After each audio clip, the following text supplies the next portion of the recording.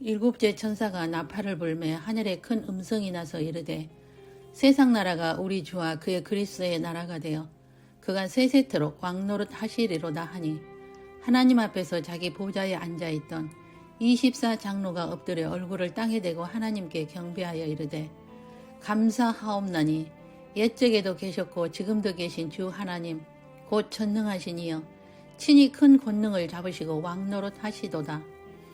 이방들이 분노하며 주의 진노가 내려 죽은 자를 심판하시며 종 선지자들과 성도들과 또 작은 자든지 큰 자든지 주의 이름을 경외하는 자들에게 상 주시며 또 땅을 망하게 하는 자들을 멸망시키실 때로소이다 하더라. 계시록 11장 15절로 18절 말씀입니다. 일곱인은 재림전 징조에 대한 사건으로 지금은 일곱인 시대입니다. 제3성전이 재건되어야 나팔 재앙이 시작되고 공중 강림이 있어야 나팔 재앙이 시작됩니다. 계시록 8장 7절에서 11장 18절은 나팔 재앙은 전 3년 반의 환란의 기간에 들림받지 못한 자는 슬피 울며 이를 갈게 된다는 말씀이 성취되는 때입니다. 사도 요한은 일곱째 나팔을 불기 전에 작은 책을 먹게 하시고 하나님의 신비가 이루어지는 것을 다시 예언하게 하시는 것이 후 3년 반 기간에 일어날 대접재앙의 모습을 다 보게 하시고 하나님의 신비에 대하여 보여주신 것입니다. 작은 책을 먹으면 일곱째 나팔을 불 때에 하나님의 신비를 보게 될 것이다. 그리고 다시 예언하게 될 것이다 하시고 사건을 보여주신 것이 계시록 10장의 내용입니다. 성전을 보여주는데 제3성전이 지어졌고 그 옆에 이슬람 성전이 있는데 이방인의 성전은 영적으로 점검하지 말고 제3성전만 점검하라 하신 것은 멸망에 가증한 것들의 제사하는 모습을 보여주시고 두 증인에 대하여 보여주신 것으로 환란에서 복음을 전파하다가 순교할 증인인 두 감람나무요 두 촛대에 대한 것입니다. 그리고 일곱째 나팔이 불 때에 첫 예언이 나오는데 예수님이 통치하시는 모습으로 왕 중의 왕이요 통치자이심을 보여주신 것은 창세 전부터 영원까지 통치하시는 분이 예수님이시다는 것을 보여주시고 24장로들의 고백하는 장면도 보여주신 것입니다. 하늘에 큰 이적이 보이니 해를 옷 입은 한 여자가 있는데 그 발 아래에는 달이 있고 그 머리에는 12별의 관을 썼더라. 이 여자가 아이를 베어 해산하게 되매 아파서 애를 쓰며 부르짖더라. 하늘에 또 다른 이적이 보이니 보라 한 큰 붉은 용이 있어 머리가 7이요 뿔이 10이라. 그 여러 머리에 7 왕관이 있는데 그 꼬리가 하늘에 별 3분의 1을 끌어다가 땅에 던지더라. 용이 해산하려는 여자 앞에서 그가 해산하면 그 아이를 삼키고자 하더니 여자가 아들을 낳으니 이는 장차 철장으로 만국을 다스릴 남자라. 그 아이를 하나님 앞과 그 보좌 앞으로 올려가더라.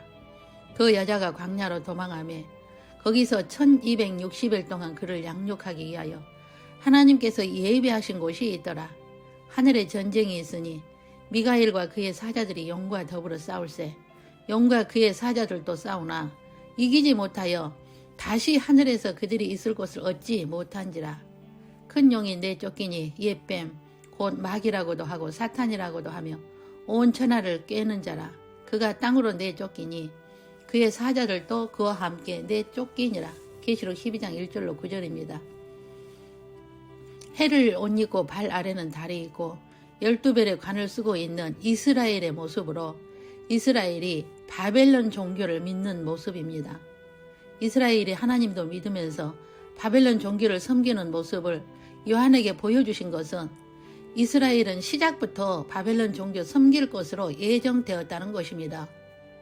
이스라엘이 아이를 낳으려고 울고 있는 모습은 예수님이 십자가에서 죽으시는 것은 창세전에 이미 계획된 것이라는 것을 보여주신 것이며 작은 책을 먹고 하나님의 신비를 본 것입니다. 그것은 예수 그리스도가 이스라엘을 통하여 나올 것인데 이스라엘이 하나님과 바벨론 종교를 함께 섬기도록 디자인되었다는 것이 하나님의 신비라는 것입니다. 하늘에서 붉은 용이 머리가 7이요 뿔이 10인 7 왕관을 쓰고 꼬리는 하늘의 별 3분의 1을 땅에 던지는 사탄의 모습으로 이미 루시퍼가 타락한 것을 보여주신 것이며 이 용이 사탄이고 옛뱀으로 아담을 타락시켰던 옛뱀이요 사탄으로 창세 전에 루시퍼를 창조하시고 루시퍼가 타락하여 사탄이 되었다는 것은 불법의 신비입니다. 이 용이 이스라엘이 아이 낳으면 아이 삼키려고 여인 앞에 서 있었다는 것은 용이 서서 폰만 잡고 있지 용이 아이 즉 예수님을 죽이지 못한다는 것이며 하나님의 신비 속에 계획된 예수님은 통치자로서 십자가에서 죽으신 것이지 용이 죽인 것이 아니라는 것입니다. 그 여자 즉 이스라엘이 남자아이 낳은 것은 이 아이의 상징인 예수님이 만국을 다스릴 자로 통치자라는 것은 창세 전에 예정하셨다는 것을 요한에게 보여주신 하나님의 신비입니다. 그 아이가 하나님 앞과 그 보좌 앞으로 올라간다는 것은 예수님이 죽고 부활하여 승천하실 것은 이미 디자인된 것이며 여자인 이스라엘이 광야로 도망하였다는 것은 주후 70년 사건을 의미합니다. 요한이 먹은 작은 책 속에는 종말론과 하나님 나라론에 대한 것과 예수님이 오심에 대한 자세한 내용이 담긴 책입니다. 여자가 광야로 도망간 사건은 주 70년 사건으로 이스라엘 나라가 망하고 성전이 무너지고 디아스포라가 되고 이스라엘이 여호와가 메시아이심을 보지 못하고 눈이 감기고 그들이 예수님을 죽인 저주받은 민족이라 하여 반유대주의가 나오고 이것이 이스라엘의 저주이고 하나님의 신비입니다. 그렇다면 왜 신비라고 하셨을까요?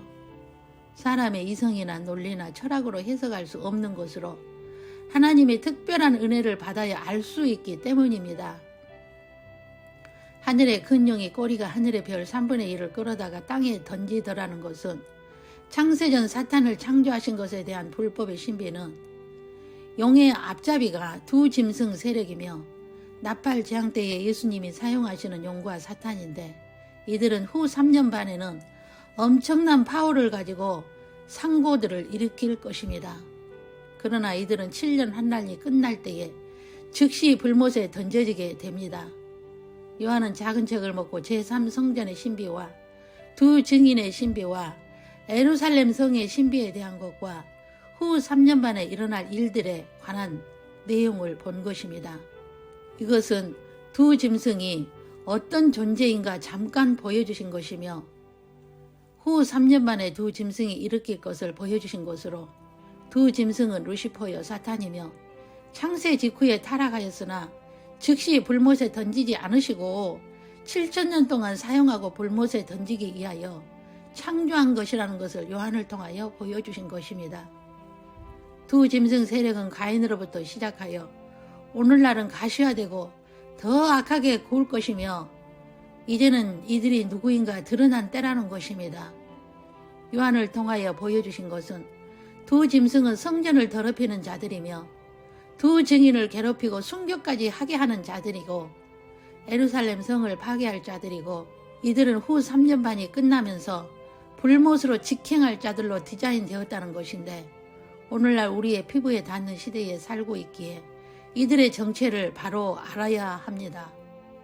이들은 신세계 질서를 만들고 이 세상 낙원화를 만들고자 하는 다원주의 그룹인데 세계의 사람들은 이들의 영향 아래 있으며 이들이 원하는 정치 시스템대로 만들기 위해 단일화시키고자 한다는 것입니다. 들림받지 못한 자들은 엄청난 환난을 겪게 될 것을 두 짐승으로 보여주시고 요한을 통하여 구체적으로 보여주신 것입니다. 들림받지 못한 자로 하나님의 자녀로 예정된 자들 중에는 두 증인들을 통하여 환난의 때에 회개하고 복음을 받을 것을 보여주시고 예수님은 감람산 설교를 통하여 들림받지 못한 자는 이를 갈며 슬피 우는 날이 올 것이라고 하시고 너희는 재림 전에 이런 두 짐승의 산고들을 보고 믿음으로 견디고 영적으로 말씀과 성령으로 깨어 있어서 재림을 준비하고 잠자는 신부들을 깨우기 위해 재림을 외치는 자가 되어야 들림받을 수 있다고 하신 것입니다. 7년 환란은 역사적인 사건으로 실제이며 감난산의 설교의 말씀이 성취되는 때에 있기에 우리는 종말론을 바로 알고 두 짐승에 대한 불법의 신비도 제대로 알아야 하며 들림을 준비하고 들림받기 위해서 어떻게 준비하고 어떻게 살아야 함을 바로 알아야 할 것입니다. 들림을 받지 못하면 나팔재앙과 대접재앙을 다 겪어야 하기 때문에 예수님의 신부들에게 하늘에서 음성으로 말씀하십니다. 내 백성아 거기서 나와 그의 죄에 참여하지 말고 그가 받을 재앙들을 받지 말라고 말입니다. 환난에서 회개하여 복음을 받지 말고 환난을 겪지 않고 복음을 받아들이고 들림받는 자는 복이 있는 자라고 하신 예수님의 음성을 들으시길 바랍니다. 기도하겠습니다. 내가 곧 길이요 진리요 생명이니 나로 말미암지 않고는 아버지께로 올 자가 없다고 하신 예수님, 오늘도 감람산에서 재림전에 일어날 징조에 대한 말씀을 상고합니다. 우리는 재림전의 때에 살고 있으며 두 짐승의 불법의 신비들이 눈앞에서 일어나고 있음을 보고 피부로 느끼고 있습니다.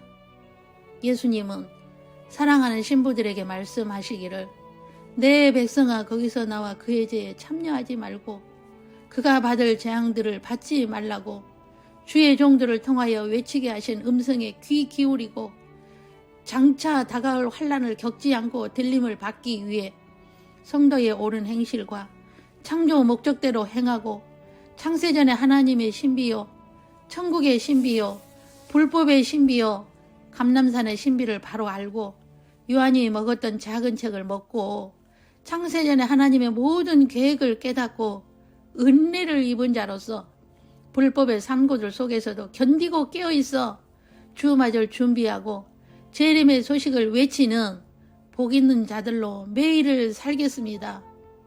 각 가정에서 올리는 찬양과 경배를 받으시옵고 은혜를 베풀어 주사 주님의 신부들로 준비케 하옵소서. 주 예수 그리스도의 이름으로 기도 올립니다. 아멘. 주 예수 그리스도의 은혜와 하나님의 사랑과 성령의 교통하심이 사도 요한이 먹었던 작은 책을 먹는 은혜를 허락하사 창세전 하나님의 신비요 불법의 신비를 깨닫고 환난을 겪지 않고 들림받는 복 있는 자로 주 맞을 준비하기를 다짐하고 창조 목적대로 순응하여 재림을 외치고자 다짐하는 남은 자여 신부 후보생들 위에와 저들 가정 위에와 모든 삶 위에 영원토록 함께 계시기를 주 예수님의 이름으로 축원하옵나이다. 아멘.